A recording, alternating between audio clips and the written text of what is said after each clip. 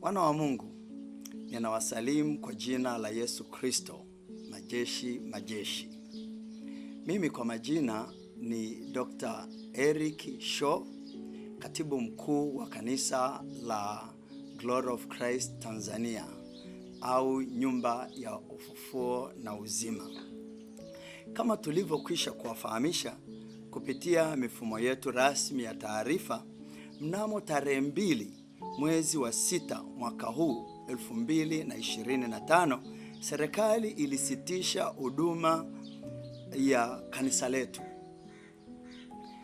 Idadi kubwa sana ya washirika wetu kote nchini wamekuwa wanaulizia kuhusu ibada ya kesho ya Jumapili. Kwa sababu hiyo, kwa niaba ya Baraza la Maaskofu wa Ufufuo na Uzima UEC, naomba kutoa maelekezo yafuatayo. Siku ya Jumapili ya kesho, tarehe 8 mwezi wa 6 mwaka 2025, hapata kuwa na ibada kwenye makanisa yetu yote ya Glory of Christ Tanzania yaliyoko Tanzania.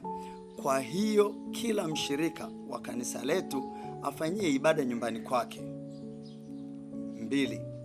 Ninafahamu kwamba kwa mujibu wa ratiba ya kanisa letu kuna mambo mengi yalitakiwa kufanyika siku ya kesho, kama kufunga ndoa, ubatizo, ibada za meza ya Bwana, ibada za kubariki watoto na kadhalika.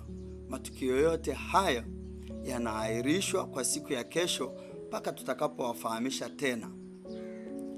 Namba 3, ninawaagiza maaskofu wa majimbo yetu makuu yote 8 ya Tanzania, maaskofu wa majimbo yote 33, waangalizi wa divisheni, makuhani wa sehemu, waamuzi wa maeneo na walawi wa vituo wa Tanzania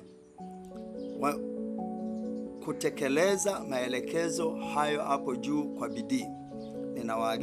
Ninamwagiza pia mkuu wa utawala na fedha kuwafahamisha wakurugenzi wa utawala na fedha wa majimbo yetu yote na wakuu wa idara kusimamia utekelezaji wa agizo hili kwa bidii kwenye majimbo yao yote.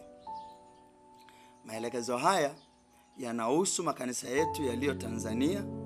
Makanisa yetu yaliyo nje ya nchi yaendelee na taratibu zake kama zilivyopangwa.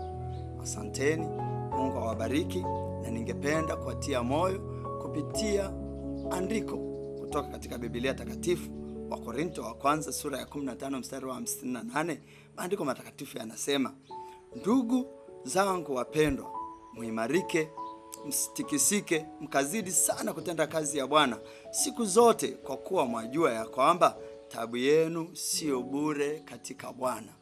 Asanteni, naomba maagizo hayo yazingatiwe kwa bidii.